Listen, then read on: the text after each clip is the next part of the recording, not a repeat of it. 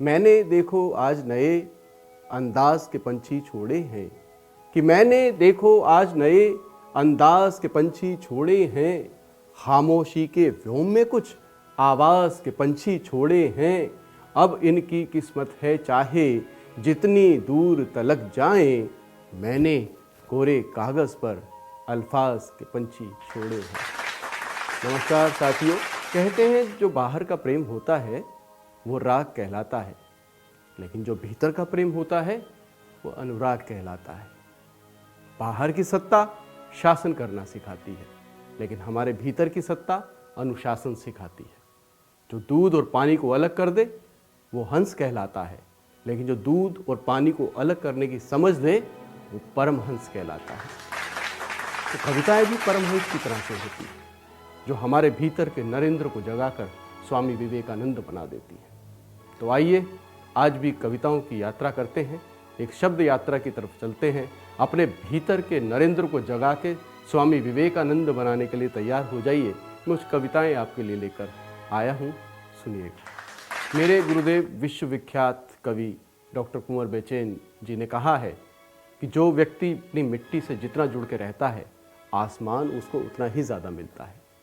तो इसलिए मिट्टी से जुड़े हुए कुछ दृश्य मैं आपको देता हूँ, कुछ टुकड़े देता हूँ। ये स्टार्टर हैं, मेन कोर्स पे बाद में आता हूँ, देखिएगा। 4-4 पंक्तियों के स्टार्टर देता हूँ आपको। समुंदर बन के तो हरगिज तुम्हारा हो नहीं सकता, समुंदर बन के तो हरगिज तुम्हारा हो नहीं सकता, मुझे दरिया ही रहने दो, मैं खारा हो नहीं सकता, मुझे दरिया ही रहने दो, मैं खारा हो नहीं सकता, मैं मिट्टी की तरह मिट्टी से जुड़ना जानता हूँ बस, मैं मिट्टी की तरह मिट्टी से जुड़ना जानता हूँ बस, मैं उस मगरूर अंबर का सितारा हो नहीं सकता, मैं उस मगरूर अंबर का सितारा हो नहीं सकता। और एक दृश्य देता हूँ मिट्टी से जुड़ा हुआ, देखिएगा। पता नहीं था परों में वो जान भर देगा वो ईश्वर, पता नहीं था परों में वो जान भर देगा, मेरे नसीब में वो आसमान भर देगा, मेरे नसीब में वो आसमान भर देगा, इसीलिए तो मैं लिपटा हुआ हूँ मिट्टी से, इसीलिए तो मैं लिपटा हुआ हूँ मिट्टी से, ये आसमान तो मुझ में गुमान भर देगा, ये आसमान तो मुझ में गुमान भर देगा, पता नहीं था परों में वो जान भर देगा। और मिट्टी का दृश्य देता हूँ, सुनिएगा। मेरे होठों से वो ईश्वर, वही मेरे होठों से वो आंखों का पानी जोड़ देता है, मेरे होठों से वो आंखों का पानी जोड़ देता है, मैं हंसता हूं तो वो गम की कहानी जोड़ देता है, मैं हंसता हूं तो वो गम की कहानी जोड़ देता है, मैं मिट्टी से जुड़ा हूं, जब कभी ये सोचता हूं तो वो मुझ में रंग सारे आसमानी जोड़ देता है, वो मुझ में रंग सारे आसमानी जोड़ देता है। साथियों, मेरी आयु कम हो सकती है, मेरे अनुभव भी कम हो सकते हैं, लेकिन शायद मैं कुछ अनुभव करने के बाद अपनी बात कह पाया हूँ, आपके दिलों तक एक संदेश के रूप में पहुँचे। देखिएगा, ये भी मिट्टी वाला दृश्य है, ये भी आपको अच्छा लगेगा। जो नफरत का जज्बा दिलों में रहेगा, जो नफरत का जज्बा दिलों में रहेगा, जो नफरत का जज्बा दिलों में रहेगा, यकीनन ज़हन मुश्किलों में रहेगा, यकीनन ज़हन मुश्किलों में रहेगा, और जिसे गंध मिट्टी की महसूस होगी, कि जिसे गंध मिट्टी की महसूस होगी, गुलों की वही महफिलों में रहेगा, गुलों की वही महफिलों में रहेगा, गुलों की वही महफिलों में रहेगा।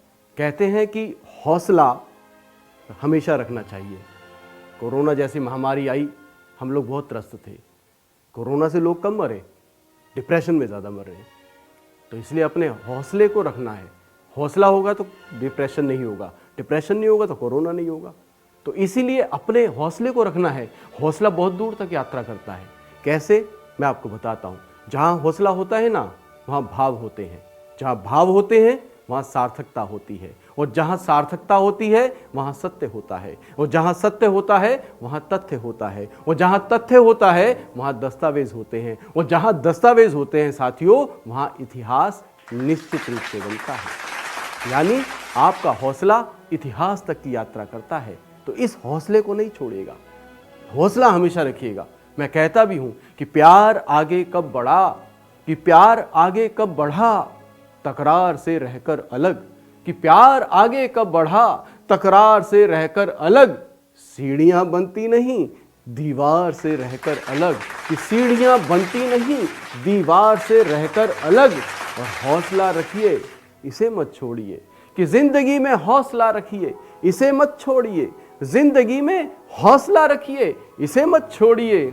नाव आगे कब बढ़ी पतवार से रहकर अलग, कि नाव आगे कब बढ़ी पतवार से रहकर अलग।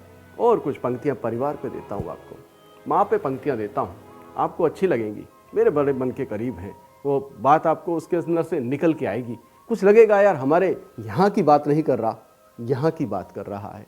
और मैं डॉक्टर चेतन आनंद, मेरा मकसद भी यही है, मैं आपसे कविताएं नहीं, आपसे वार्तालाप कर रहा हूँ। कविताएं नहीं सुनाना, मैं आपसे वार्तालाप कर रहा हूँ, इसलिए कि जो मेरी बात है आपके यहाँ तक ना रहे, यहाँ तक पहुँचे। तो आपके दिल तक पहुँचने का मेरा संकल्प है, और निश्चित रूप से मैं पहुँचूँगा अपनी इस कविता की यात्रा के माध्यम से, इस शब्द यात्रा के माध्यम से। सुनिएगा, मैं आप पे कुछ पंक्तियाँ देता हूँ। कि किसी के साथ रहना तो ख्यालों की तरह रहना, कि किसी के साथ रहना तो ख्यालों की तरह रहना, मुझे अच्छा नहीं लगता सवालों की तरह रहना, मुझे अच्छा नहीं लगता सवालों की तरह रहना। मेरी माँ ने मुझे बचपन से अब तक ये सिखाया है, कि मेरी माँ ने मुझे बचपन से अब तक ये सिखाया है, अंधेरी रात के दिल में उजालों की तरह रहना, अंधेरी रात के दिल में उजालों की तरह रहना।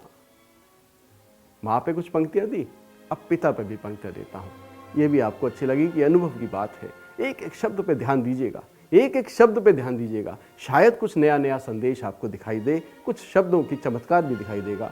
देखिएगा कि कभी रहे हम भीड़ में भैया, कभी रहे तन्हाई में, कभी रहे हम भीड़ में भैया, कभी रहे तन्हाई में, सारी उम्र गुजारी हमने रिश्तों की तुरपाई में, कि सारी उम्र गुजारी हमने रिश्तों की तुरपाई में। और बाबूजी ने सिखलाया था, बाबूजी ने सिखलाया था, हाथ कभी मत फैलाना, बाबूजी ने सिखलाया था, हाथ कभी मत फैलाना, बरकत बहुत बहुत होती है अपनी नेक कमाई में, बरकत बहुत बहुत होती है अपनी नेक कमाई में। कभी रहे हम भीड़ में भैया, कभी रहे तन्हाई में।